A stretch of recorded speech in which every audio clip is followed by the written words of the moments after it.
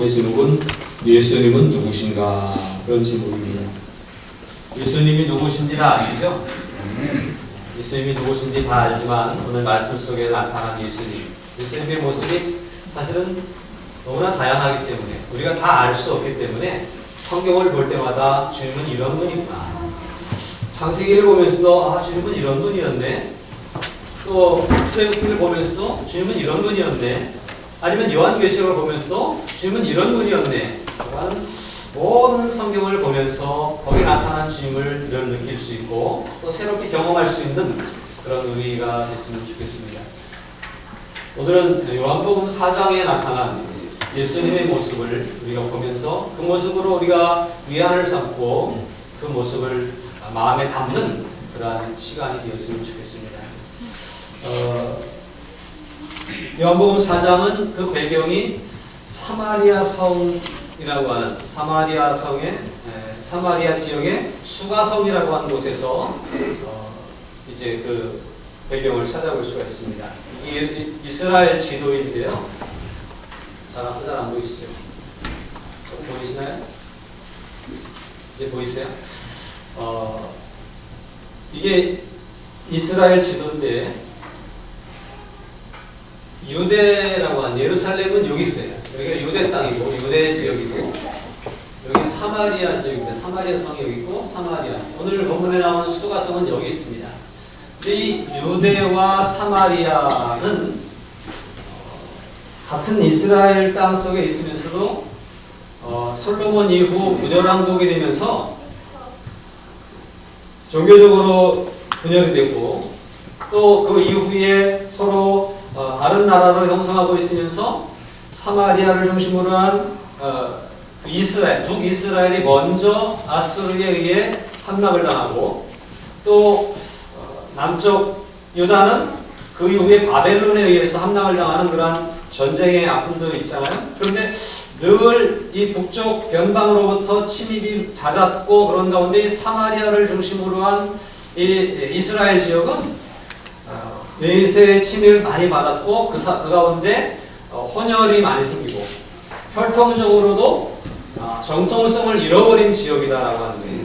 그리고 또 우리가 알듯이 그들이 신앙적으로도 이들이 많이 패이해졌습니다. 그래서 막 산당을 짓고 예루살렘에 와서 예배드리지 않고 자기들의 마음대로 신앙생활을 하면서 신앙적으로 흐트러졌고 혈통적으로도 이제 혼혈이 되고 이런 가운데 같은 민족이었지만 유대와 사마리아가 서로 등을 지게 되는 그러한 결과가 있습니다.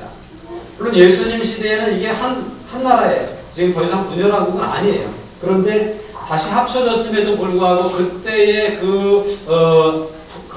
갈라졌던 것들, 분열됐던 것들 그런 것들이 머릿속에 있어가지고 다시 한 나라가 되었음에도 불구하고 계속 갈등의 구조를 가지고 있는 거예요. 어쩌면 오늘 우리가 안고 있는 우리나라의 현실과도 비슷하지 않는가 싶습니다. 여러분 남과 북이 갈라져 있음으로 인해서 오랜 세월 동안 많은 문화와 습관과 이런 것들이 지금 사실은 다르거든요. 만약에 앞으로 통일이 된다 해도 이게 참 섞이기가 굉장히 어려울 거예요. 많은 탈북민들이 자유를 찾아 내려갔지만 대한민국 사회에 적응하기 어려운 것은 이런 습관과 문화와 언어와 모든 의식의 차이들이 있기 때문에 사실은 그렇습니다. 그런 가운데 어찌하든 서로 보듬고 품을 수 있는 마음들이 필요한데 다르다고 하면서 내치는 그러한 일들이 생기면 영원히 갈등은 해결되지 않을 것입니다. 오늘날 서로 이념의 갈등으로 이 나라가 이렇게 갈등하고 있는데 이것 또한 시대가 흘러가도 앞으로 다시 화합의 일이 일어난다 하더라도 다시 모이기가 참 어려운 현실이 아닌가 싶습니다. 그러나 이러한 때일수록 그리스도인의 마음으로 예수님 마음을 품고 그리스도의 정신을 가지고 서로 이해하고 반영하며 서로 붙잡아줄 수 있는 그러한 넉넉한 마음들이 믿음 안에서 있기를 바랍니다. 주님의 사랑을 먼저 받은 우리들은 주님이 우리도 사랑해 주셨는데 나 같은 죄인도 주님이 받아주셨는데 라고 하는 마음을 가지고 이해하고 받아주며 서로를 대할 수 있는 그런 넉넉한 사랑으로 우리가 서로 화합의 나라를 이루어갈 수 있는 그런 우리가 되었으면 좋겠습니다. 어쨌든 이 이스라엘은 이런 갈등 속에서 유다와 사마리아 사람들이 서로 마주하기도 싫어했던 거예요. 어쩌다가 지나가다가 사마리아인을 만나면 발에 먼지를 털어버리는, 그리고 침을 퇴퇴 뱉으면서 재수 없어 이렇게 하게 되는 그러한 상황까지도 시작되게 되었습니다. 그래서 이 유대에서 갈릴리 지역을 가려면 이 사마리아를 통과해서 가야 되잖아요. 그런데 이 가는 길이 사마리아를 지나가야 되는데 사마리아 사람들을 만날까봐 사마리아 땅을 밟는 것 자체가 부정하다고 생각해서 돌아다녔다는 거예요. 이렇게 돌아가면 아무리 빨리 가도 6시간 정도 걸리는 거리라는 거예요. 이 이스라엘 땅이 그렇게 큰 땅이 아닙니다. 근데 이 요단강을 건너서 멀리 돌아서, 이 가운데가 요단강인데 멀리 돌아서 이렇게 갈릴리로 가는 그러한 습성이 유대인들에게 있었던 것이죠. 사실은 직선으로 가게 되면 절반밖에 시간이 안 걸리는 거였어요. 시간인 거 아니라고 그러는데 3일 6일 3일 죄송해요. 고속도로인 줄 알았어요. 6일씩이나 걸려서 3일이면 갈 수 있는 거리를 걸어서 돌아서 가는 그러한 이유는 만나지 않으려고, 부딪히지 않으려고, 보는 것만으로 부정하다고 생각해서 그렇게 했던 거예요. 오늘 우리가 이제 요한복음 4장을 보고 있는데 이 4장의 내용은 이 사마리아 성의 수가라고 하는, 사마리아 지역에 수가라고 하는 작은 성이 있는데 요 성, 세겜 근처에 있는 작은 성에서 일어난 한 사건을 이야기하고 있습니다. 이 모습 속에서 예수님이 굳이, 많은 유대인들은 돌아다니는데 예수님은 돌아가지 않고 사마리아를 통과해서 가시는 모습 보면 예수님은 왜 부정타는 일을 자행할까? 왜 예수님은 일반적인 유대인들이 행했던 그러한 일들을 부정하고 이 부정한 땅 사마리아를 지나가려고 할까? 예수님은 경건하지 않은가? 하는 생각을 해볼 수 있습니다. 그러나 예수님이 경건하지 않아서가 아니라 예수님은 우리들과는 생각이 다르시기 때문에 그래요. 왜냐하면 하나님의 마음을 품고 계시기 때문에 그렇습니다. 그들이 좀 부정한 사람들이고 그들이 좀 어쩌면 영적으로 타락했을 수도 있어요. 그리고 그 땅은 혼혈이 되었고 그래서 많은 문화 이런 것들이 어쩌면 나를 신앙적으로 문화적으로 위협할 수도 있어요. 말하자면 이런 겁니다. 우리가 교인들끼리 모일 때 서로 경건하니까 서로 도움이 되고 그렇습니다. 그러나 세상 사람들을 만나게 되면 세상 사람들을 만날 때 그들에게 세상적인 유혹을 받을 수 있고 시험을 당할 수 있고 그렇습니다. 안 만나는 게 사실은 좋아요. 그렇지만 안 만날 수 없는 세상을 살면서 또 따로 선교적인 사명을 안고 그들을 변화시키지 않으면 안 된다, 그들을 품지 않으면 안 된다라고 하는 마음을 가지고 그 길로 가야 될 때가 있다고 하는 사실을 우리는 명심해야 될 것입니다. 그렇게 해서 굳이 사마리아 성을 지나가시는 예수님의 모습 속에서 예수님은 과연 어떤 분인가를 다시 한번 볼 수 있다라고 하는 거예요. 우리가 먼저 생각해 볼 수 있는 예수님의 모습은, 예수님 어떤 분이신가 하면 아무도 만나주지 않는 사람도 죄인도 인격적으로 만나주시는 분이시다라고 하는 사실이에요. 이 사마리아 수가성에서 누구를 만납니까? 한 여인을 만납니다. 이 사마리아 성을 가는 것 자체가 어마어마한 영적인 도전이기도 했어요. 여러분 4장을 계속 보고 있습니다. 4장 3절 4절에 보면 유대를 떠나서 다시 갈릴리로 가실새, 유대에서 갈릴리로 가는데 보통 사람들은 6일 동안 돌아서 가지만 예수님은 사마리아를 통과해서 가십니다. 그런데 사마리아를 통과하여야 하겠는지라 굳이 다른 사람들이 가는 돌아서 가는 길을 선택하지 않고 굳이 사마리아를 통과하여야 하겠는지라 이렇게 기록하고 있다고 하는 사실이에요. 여긴 분명히 목적이 있는 거예요. 굳이 예수님이 사마리아의 길로 선택해서 가시는 이유가 있고 목적이 있는 거예요. 왜냐하면 사마리아에 소외받고 외면당하고 있는 사람들을 만나시기 위해서 오늘 굳이 그 길로 가시는 예수님은 아무도 만나주지 않는 사람이라 할지라도 만나주시고 찾아주시고 인격적인 만남을 이루시는 분이시라고 하는 사실입니다. 사실은 구약시대의 유대인들의 사고에 의하면, 아니 초대교회 시절에도 유대주의에 빠져있는 기독교인들의 사고에 의하면 이방인들은 복음을 받아들이면 안 돼요. 이방인들이 복음을 전해도 안 되는 거였어요. 이게 갈등이 초대교회에 있었잖아요. 그러나 하나님은 베드로를 통해서 고넬료의 집에 보내시고 또 그런 가운데서 이방 선교회를 열어가셨고 하나님의 뜻은 그렇지 않다고 하는 것을 보여주셨습니다. 그렇습니다. 우리가 기독교인들끼리 똘똘 뭉쳐 사는 것 서로 은혜로운 일이고 경건성을 지켜가는 일이기도 하지만 그러나 세상에 들어가서 그들을 변화시키고 그들에게 하나님의 사랑을 나타내는 것 또한 하나님의 뜻이다라고 하는 사실이에요. 그래서 예수님이 그런 목적을 가지고 이렇게 가서 사마리아로 찾아가셨다고 하는 사실을 잘 기억하면서 우리들도 의도를 가지고 이방인들을 또 안 믿는 사람들을 만날 수 있다면 만나고 전할 수 있다면 전할 수 있는 그러한 의식이 좀 필요하지 않나 생각을 합니다. 여기에서 이제 사마리아 여자를 만나는데 4장 9절을 보세요. 사마리아 여자가 이르되 당신은 유대인으로서 어찌하여 사마리아 여자인 나에게 물을 달라 하나이까 하니 이는 유대인이 사마리아인과 상정하지 아니함이로라. 제가 쭉 앞에 설명드렸잖아요. 유대인과 사마리아인이 서로 상정하지 않아요. 근데 예수님이 사마리아 지역을 지나가다 수가성의 한 우물가에 앉으셨는데 이 우물가에서 앉아서 물을 길러 온 여인을 보고 그 여인에게 말을 걸어요. 말을 걷는데 이 여인이 의아한 거예요. 딱 보니까 스타일이 유대인이거든요. 그게 있잖아요. 지역마다 특색이 있고 문화가 있고 그렇기 때문에 서로 달라서 딱 보면 이 사람은 사마리아 사람이구나. 이 사람은 유대인이구나 알 수 있거든요. 그런데 분명 행색을 보니까 유대인인데 사마리아 여자인 자기에게 말을 거는 거예요. 보통 사람 같으면 말을 안 걸거든요. 보통 사람 같으면 사마리아 지역을 어쩔 수 없이 지나가다도 사마리아 사람 만나면 돌아서거든요. 그리고 피해가거든요. 보통 사람 같으면 말도 안 걸고 쳐다보지도 않는데 왜 나에게 말을 거느냐 이거예요.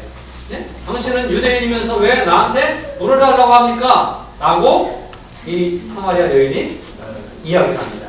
그 속에서 이들의 갈등이 사마리아인과 유대인의 갈등이 얼마나 큰지를 다시 한번 볼 수가 있습니다. 그런데 그런 갈등이 있었지만 예수님은 그런 갈등을 초월하고 사마리아 지역을 찾아가셨고 수가성에서 이 여인이 나아오는 것을 피하지 않고 만나주셨다라고 한 것은 주님이 한 영혼을 얼마나 소중히 생각하시고 사랑하시는지를 보여주는 중요한 대목입니다.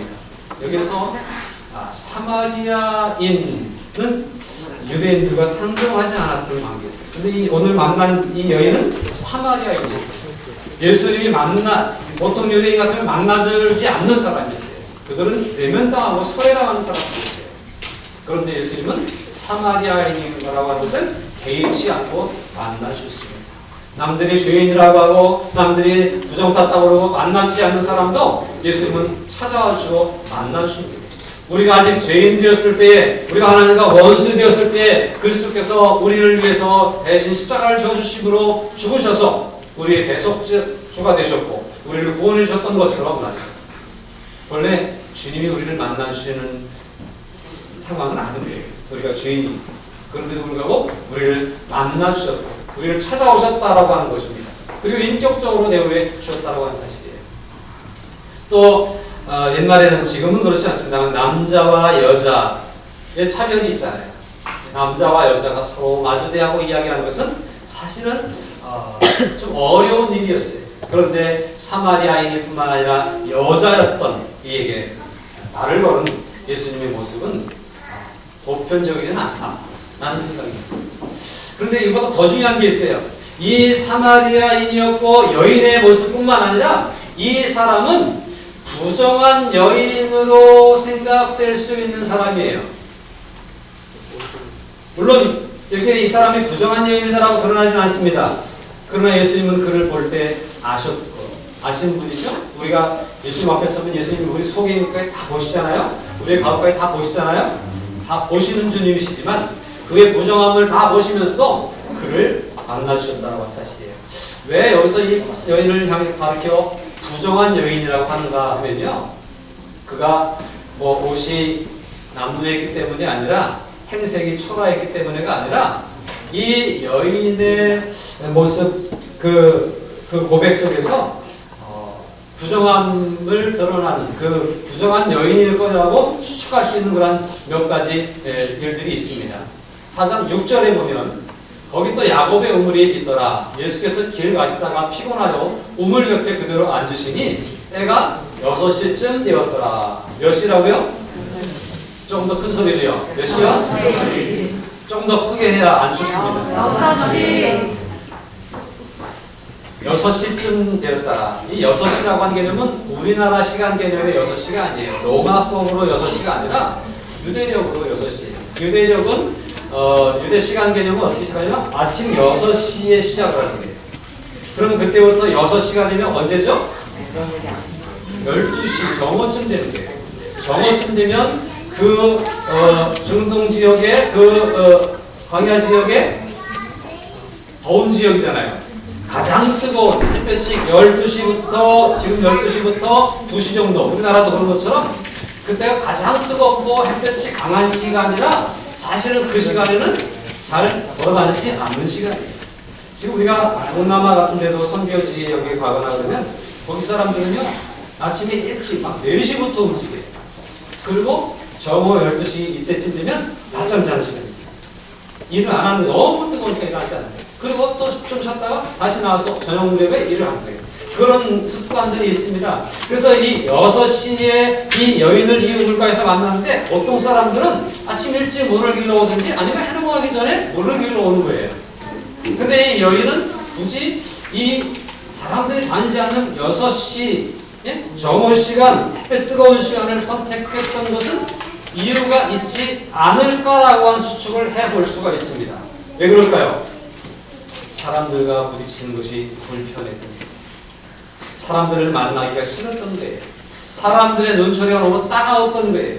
이 여인을 바라보는 이 동네 수가성 마을에 있는데 이 동네에서 이 여인은 소문난 사람인 것 같아요. 이 여인은 그냥 일반적인 상황이 아니라 뭔가 사람들에게 눈총을 받고 따가운 시선을 받아야만 하는 그러한 입장이 있었기 때문에 할 수 있으면 사람들을 안 만나고 싶어서 사람들이 안 다니는 시간에 물은 길러 가긴 가야 되겠는데 사람들이 안 나오는 시간에 물을 길러 갈 수밖에 없는 그런 상황이었다라고 하는데요.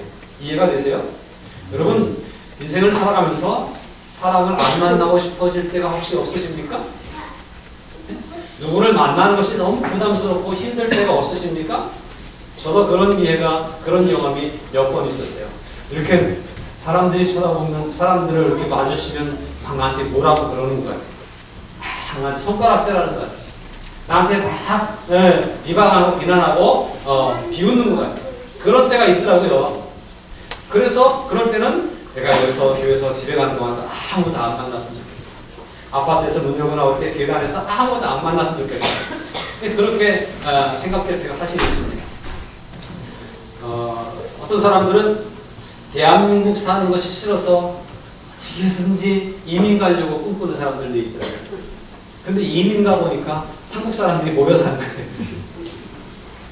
사실 피할 길은 아닌데 피할 수밖에 없는 현실이 처해질 때가 사실 있다고 하는 거죠. 어떨 때 여러분 피하고 싶을까요? 네? 내가 열심히 공부했는데 낙제점을 받았을 때 쑥스럽잖아요. 또 내가 신앙생활 하다가 열심히 하다가 주의를 못 지키는 일이 생겼을 때 쑥스러운 경우가 생길 수도 있어요. 또 인생을 살아가면서 나름대로 어떤 인생 전체의 실패는 아니지만 어떤 순간적인 실패의 경험을 가졌을 때 그게 너무나 아프고 남들이 사실 뭐라고 그러는 건 아닌데 뭐라 그러는 것 같이 느껴져서 사람들을 안 만나고 싶은 그런 경우들도 있습니다. 이런 일들이 우리에게 얼마든지 있을 수 있거든요. 그러나 우리가 그렇게 생각할 때에도 주님은 우리를 만나주신다고 하는 사실을 꼭 기억할 수 있길 바랍니다. 사람이 나를 안 만나주려고 한다. 사람들이 나에게 뭐라 그러는 것 같다. 나는 혼자 있고 싶다. 나는 세상에서 혼자다. 라고 생각할 때 사람들은 극단적인 선택을 하는 경우들이 참 많습니다. 그러나 이러한 때에 나를 여전히 사랑하고 계시고 나를 만나주시는 주님이 계시다고 하는 사실을 기억하면서 감사함으로 주님 앞에 나아갈 수 있는 그런 우리 모두가 됐으면 좋겠습니다. 어쨌거나 이 사람은 이 여인은 아무도 찾지 않는 그 시간에 이 우물가를 찾았는데 당황스럽게 여기서 예수님을 만난 거예요. 그러나 이건 당황스러운 일이 아니라 아무도 없는 줄 알고 갔는데 거기 예수님이 계셨는데 예수님이었기 때문에 계셨고요. 또 예수님을 만난 것은 일생일 때의 기회이고 축복이라고 하는 사실을 이제 이후에 경험하게 되어집니다. 이 여인이 아니 낮에 다녔다고 하는 것만으로 부정한다고 말하기는 좀 그렇지 않나라고 생각되지만 그 이후에 대화 속에서 보다 보면 또 이런 얘기들이 있어요. 16절, 17절, 18절 여기인데요. 대화 속에서 예수님이 이런 얘기를 합니다. 남편을 불러와라. 그러니까 이 여인이 하는 얘기가 뭐라고 해요? 나는 남편이 없습니다. 근데 예수님이 딱 말씀하시기를 남편이 없어? 그렇구나 이렇게 하는 게 아니라 맞다. 너에게 남편이 없다 하는 말이 옳도다. 너에게 남편 5이 있었고 지금 있는 자도 내 남편이 아니니 내 말이 참되도다. 자, 이 얘기를 추리해보면 이 사람이 수가성에 살면서 과거의 남편이 5명이나 있었고 지금 딴 사람하고 살고 있는데 이 사람도 남편 같지 않은 거예요. 이게 뭐예요? 남자를 여러 번 바꿔봤는데 5번이 바꾸고 6번째 남편하고 사는데 이 남편도 마음을 둘 만한 사람이 못 되고 있다고 하는 얘기예요. 그러니까 추리해 볼 때 이 여인은 한 사람으로 만족할 수 없는 사람이고 어느 곳에서도 정착할 수 없는 사람이구나 라고 하는 생각을 해볼 수가 있죠. 아마 사람들의 시선을 피할 수밖에 없었던 상황은 이 사람이 한 동네 살면서 시집을 5번이나 6번이나 갔던 사람, 남편을 그렇게 수시로 바꾸고 살아가는 사람이었기 때문에 그는 사람들의 눈초리를 따갑게 눈총을 받을 수밖에 없는 상황이었다라고 하는 사실입니다. 그러니까 좀 정상적이지 않은 사람들에게 손가락질을 받을 만한 상황이긴 하잖아요.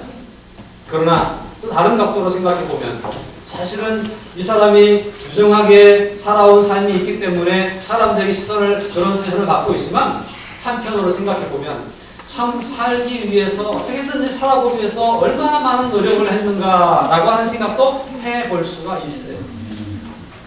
저는 이 부분을 성경을 접할 때마다 생각할 때마다 이게 우리 인생과도 같지 않은가 하는 생각을 합니다.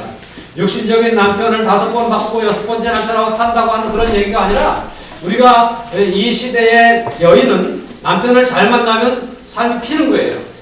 남편을 잘못 만나면 삶이 어려운 거예요. 그래서 당시 여인은 스스로 경제적인 능력도 없고 스스로 살아갈 수 있는 힘이 없어 남편에게 의지해야만 하는데 이 남편에게 의지해봐도 의지가 안 되니까 또 다른 남편을 찾을 수밖에 없었어요. 이렇게 하기를 5번이나 6번이나 반복하게 된 여인은 참 어렵게 살았구나.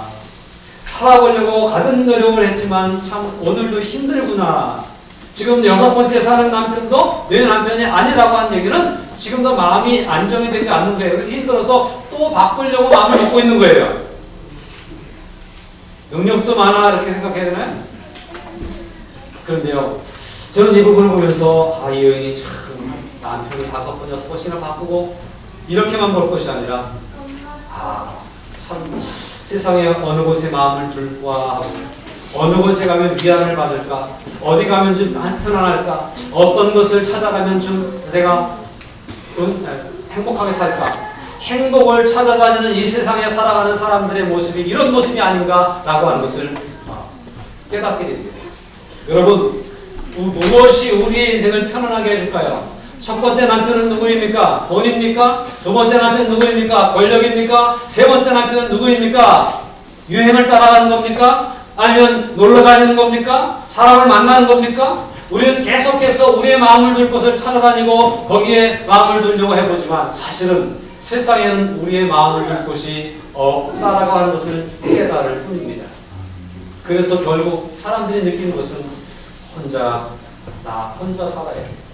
나밖에 없어. 나를 이해해주는 내 편되는 아무것도 이 땅에 없다라고 하는 것과 더불어서 나는 혼자다. 결국 혼자이기 때문에 어떤 사람들은 혼자도 잘 살아가지만 극단적인 선택을 하는 사람들도 적지 않게 있다라고 하는 거예요. 이렇게 외로움을 느낄 때, 이렇게 혼자라고 생각될 때, 이렇게 힘들게 해볼 것 다 해봤지만 안 될 때 우리가 만날 수 있는 분이 있는데 그 분이 바로 예수님이시다라고 하는 사실입니다. 예수님이 여인의 과거의 삶을 쭉 꿰뚫어 보시고 남편이 5명이나 있었으나 지금 있는 남편도 내 남편이 아니니 내 말이 옳도다 처음 보는 거예요. 자신을 알아보는 거예요. 그리고 예수님에게 대해서 전에는 물을 좀 달라고 하니까 당신은 유대인이면서 나에게 물을 달라고 합니까? 라고 그냥 지나가는 나그네로 생각했고 당신이라고 표현했는데 여기서 뭐라고 하냐면 19절에서 여자가 이르되 주여 내가 보니 선지자로서이다. 깜짝 놀란 거예요. 자기의 삶을 다 지켜보고 꿰뚫어보고 있는 선지자로서 볼 수가 있게 되었습니다. 맞죠? 예수님은 선지자가 맞죠? 우리 인생을 다 꿰뚫어보시고 알고 계시고 우리가 어디가 아픈지 우리가 어떤 부분에서 약한지 우리가 어떤 곳에서 힘들어 했는지를 다 보고 계시고 알고 계시는 주님은 선지자임에 틀림없습니다. 근데 그 주님이 우리에게 오늘도 찾아오시고 만나주신다고 하는 사실이에요. 여러분 주님을 향해 마음을 열고 만날 수 있기를 바랍니다. 주님이 우리에게 찾아오실 때 우리가 취해야 될 태도가 무엇인지 아십니까? 주님의 마음을 활짝 여는 거예요. 다음으로 주님은 어떤 분인가 생각해 볼 때에 두 번째는 이런 겁니다. 아무도 해결해 줄 수 없는 인생의 문제를 완벽하게 해결해 주시는 분이시라고 하는 사실입니다. 13절 14절입니다. 오늘 우리가 함께 읽었던 본문의 내용인데 예수께서 대답하여 이르시되 이 물을 마시는 자마다 다시 목마르려니와 내가 주는 물을 마시는 자는 영원히 목마르지 아니하리니 내가 주는 물은 그 속에서 영생하도록 솟아나는 샘물이 되리라. 주님이 오늘 이 여인과의 대화 속에서 이 말씀을 하시는데 왜 나한테 물을 달라고 그러십니까? 라고 할 때 사실은 이 단순한 여기서 우물에서 떠먹는 물을 얘기하는 게 아니라 인생의 갈증을 해결해 줄 수 있는 영원한 물에 대해서 선물해 주시기 위해서 주님이 이 말씀을 하신 거거든요. 이 여인은 이 인생의 갈증을 해결할 수 없어 우물을 여러 번 파봤어요. 남편을 5번이나 바꿔봤어요. 그러나 거기서 갈증을 해결할 수 없는 그러한 인생의 과거가 있고 아픔이 있습니다. 그런데 주님은 내가 주는 물을 먹는 자는 영원히 목마르지 아니할 것이라고 그렇게 말씀을 하고 있습니다. 주님은 이런 물이시라고 하는 사실이에요. 10절에 보니까 예수께서 대답하여 이르시되 네가 만일 하나님의 선물과 또 내게 물을 좀 달라 하는 이가 누구인 줄 알았더라면 내가 그에게 구하였을 것이요 그가 생수를 내게 주었습니다. 필요한 것은요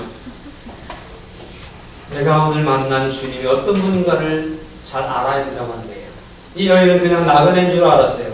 그런데 만나서 대화하다 보니까 선지자 같은 분이구나 라고 하는 깨달음이 왔어요.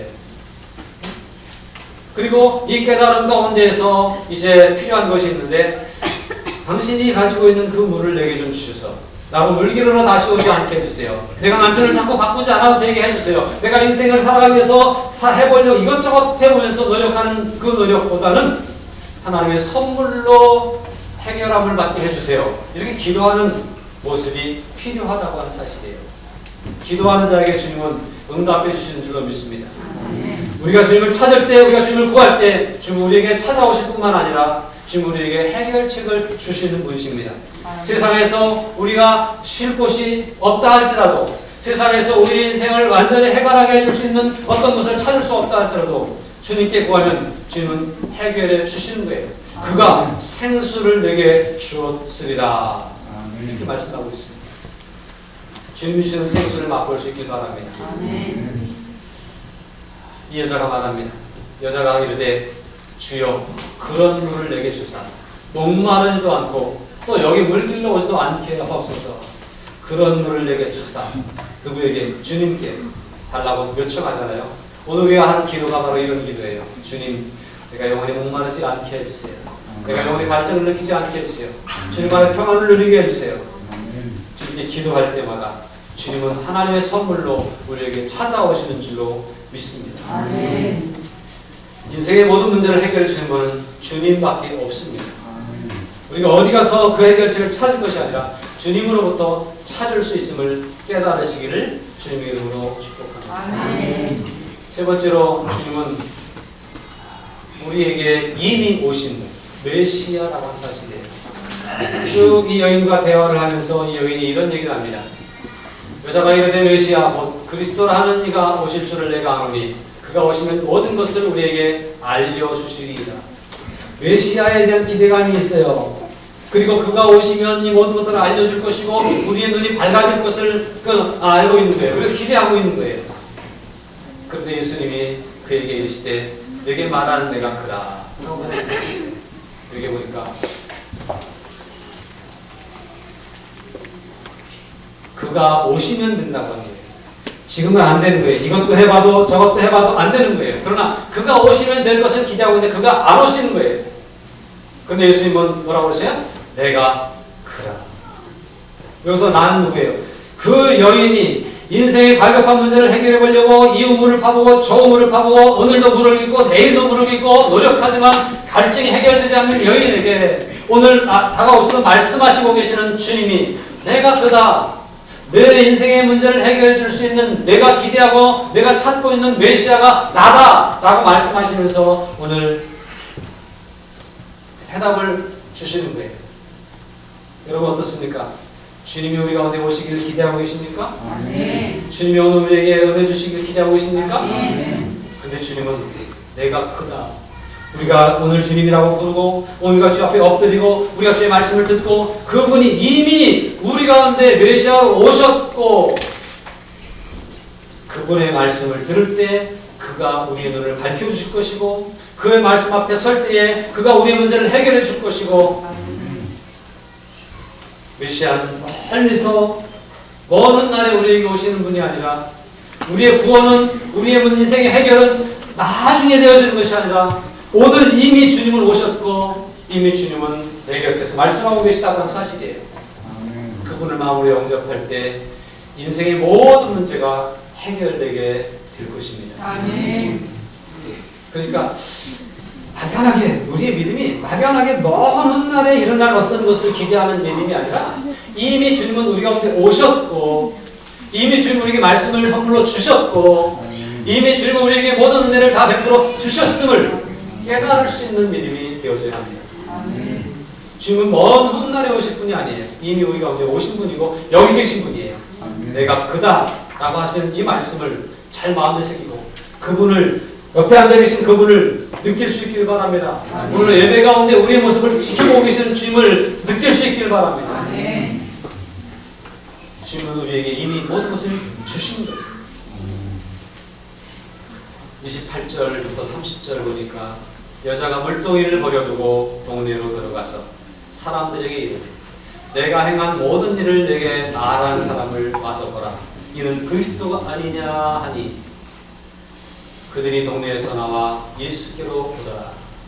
이 여인이 예수님이 하시는 말씀을 듣고 그와 대화하고 예수님 만나서 내가 그다 라고 하는 말씀을 듣고 하는 속에서 확신이 생겼는데 자기가 그렇게도 학수고대하던 메시아가 그분인 것을 깨닫게 되었어요.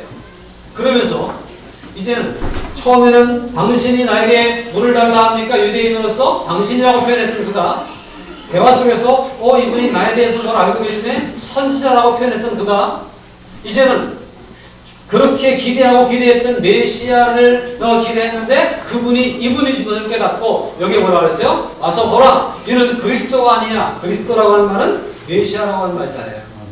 네? 똑같은 말이잖아요. 메시아이심을 깨닫게 된 거예요. 그리스도이심을 깨닫게 된 거예요. 그러니까 이 여인은 예수님과 말씀을 나눈 가운데에 메시아가 우리 가운데 오셨음을 깨달았고 그가 그리스도이심을 확신하면서 이제는 인생이 확 변화가 됩니다. 전에는 사람들이 없는 시간을 찾아서 아무도 찾아오지 않는 시간에 정오에 이 우물을 찾았던 사람들을 마주칠까봐 겁났던 사람이 동네로 뛰어내려가서 사람들에게 외칠 수 있었던 거예요. 전에는 누가 나를 쳐다보는 게 무서웠는데 이제 내가 그들을 찾아가는 사람이 되었고 그들에게 외치는 사람이 되었다는 사실이죠. 왜 그랬죠? 주님을 만나니까 주님이 옆에 계신 것을 깨달으니까 달라진 거예요. 막연히 예수님을 멀리 생각하고 예수님을 멀리 기대를 했는데 주님이 곁에 계신 걸 못 느꼈을 때는 믿음이 있긴 있는데 자신이 없었고 믿음이 있긴 있는데 뭔가 불안했고 믿음이 있긴 있는 것 같은데 뭔가 확실하지 않았는데 그분이 내 주님이시고 그분이 내 곁에 계시고 내게 이미 구원을 이루신 것에 대한 확신을 가지게 될 때에 선지자 중에 한 분 정도로가 아니라 하나님의 아들이시고 그분이 그리스도이신 것을 확실히 느끼게 될 때에 이제는 인생이 변하게 되었다고 하는 사실입니다. 오늘 저와 여러분의 인생이 그분이 그리스도이심을 확실히 믿고 그분이 이미 내게 오신 분임을 의지하면서 날마다 주님과 살아계신 주님과 동행할 수 있는 그런 우리들의 삶이 되기를 바랍니다. 아멘. 인생이 이렇게 변하는 거예요. 사람들에게 눈총받는 것이 두려웠었는데, 사람들을 만나는 것이 두려웠었는데, 인생의 갈급함을 찾기 위해서 이것도 해보고 저것도 해보고, 그러나 그 속에서 해답을 찾지 못했는데 오늘 주님을 만나는 순간 해답이 찾아진 거예요. 생수가 여기서부터 올라오는 것을 경험하게 된 거예요. 그리고 사람들을 만나는 것에 두렵지 않았고 사람들에게 오히려 다가가서 힘있게 외치는 사람으로 변화가 되었다고 하는 사실입니다. 우리들은 어떻습니까? 주님이 메시아이심을 확신하고 계십니까? 주님이 내 곁에 계시다고 하는 사실을 믿습니까? 그동안 입이 떨어지지 않았는데 이제 입이 떨어졌으면 좋겠습니다. 한 가지 부탁을 드립니다. 중요한 부탁입니다. 이 여인이 사람을 피해 다닐 정도로 사람을 만나기 어려웠던 사람이에요. 그런데 이 사람이 동네로 뛰어내려가서 와서 보라 라고 외칠 수 있었던 것은 그가 메시아를 경험했기 때문입니다. 메시아에 대한 확신이 그를 움직였고 메시아에 대한 확신이 그의 마음을 움직이고 그 입을 열어서 가서 외칠 수 있게 되었다고 하는 사실입니다. 여러분, 우리도 내가 만난 예수님을 힘있게 증거할 수 있는 주님의 자녀들이, 주님의 일꾼들이, 제자들이 될 수 있기를 바랍니다. 아직도 확신이 안 생기십니까? 주님이 내 안에 계시다고 하는 사실, 주님이 내 편이시라고 하는 사실 아직도 느껴지지 않습니까? 아니요, 내가 그다. 이 말씀을 듣고 오늘 주님 앞에서 이미 내게 메시아로 구세주로 구원자로 오신 주님에 대한 확신을 가지고 구원은 먼 날에 이루어지는 것이 아니라 이미 이루어졌고 우리는 사망에서 영생으로 생명으로 옮겨진 사람이라고 하는 확신을 가지게 될 때에 우리는 담대함이 생기는 거예요. 이 여인의 삶은 180도로 변화가 되었습니다. 그리고 이 여인이 동네 나가서 외치니까 깜짝 놀란 사람들이 무슨 일인가 하고 다 예수님께로 몰려옵니다. 이 이후에 읽어보면요, 예수님께 와서 말씀을 듣습니다. 그리고 며칠 머물러서 말씀을 듣는 가운데 사람들의 마음에 감동이 생겼어요. 그들이 뭐라고 하는지 아십니까? 사마리아에 있는 사람들이 이 여인에게 얘기해요. 전에는 너 때문에 내가 예수님에게 나갔지만 이제는 너 아니어도 내가 예수님에게 나가겠다. 말씀을 듣고 보니까 처음에는 우리가 전도하고 권면하는 것 때문에 그들이 예수님께 나오지만 이제는 말씀을 듣다 보면 우리 매개체가 없어도 그들이 예수님을 만나게 된다는 거예요. 사마리아 성이 변하게 되었습니다. 누구 때문에 그런지 아세요? 예수님 메시아이심을 확신하게 될 때, 예수님을 만나게 될 때에 이 사람 한 사람의 인생이 변하게 되었고 이 한 사람을 통해서 그 수가성이 변하게 되었다고 하는 사실입니다. 이런 일들이, 이런 축복이 우리 가운데도 일어날 수 있는 줄로 다시 한번 잘 정리가 됐으면 좋겠습니다. 예수님은 아무도 만나주지 않는 사람, 죄인일지라도 인격적으로 만나주시는 주님이십니다. 우리가 예수님 만날 자격이 없는 사람이었지만 우리를 찾아오셨고 만나주시는 주님이십니다.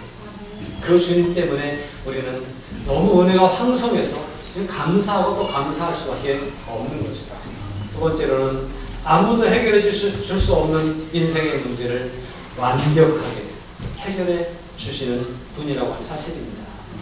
무엇을 붙잡으려고 우리는 쫓아다녔지만, 우리는 인생의 해결책이 어디 있는가 하고 따라다녔지만, 무지개를 쫓아다니듯이 쫓아다녔고 추구하며 다녔지만, 그러나 이제는 쫓아다니는 것이 아니라 내가 가만히 있어도 주님이 내게 은혜를 주시고 복을 주시고 하는 것들을 경험하게 하시는 분이 바로 주님이십니다. 주님 안에 계시기 바랍니다. 주님을 붙잡으시기 바랍니다. 주님을 제대로 만날 수 있길 바랍니다. 이미 내게 오신 메시아, 이미 나에게 구원을 완성하시고 이미 나에게 모든 것을 주신 그분에 대한 믿음의 확신을 가지고 오늘을 살아갈 수 있는 저와 여러분들이 될 수 있기를 바랍니다. 우리는 주님이 말씀하신 것처럼, 다 이루었다 말씀하신 것처럼 우리 인생은 모든 것이 해결되었습니다. 주님 안에 있기 때문에 그렇습니다. 이 믿음의 확신을 가지고 오늘을 승리로 이끌어갈 수 있는 우리 인생이 이전보다 더 적극적이고 더 완전히 변화된 모습으로 주님께 헌신된, 그래서 우리가 못했던 전도도 할 수 있는 그런 일꾼들 되시기를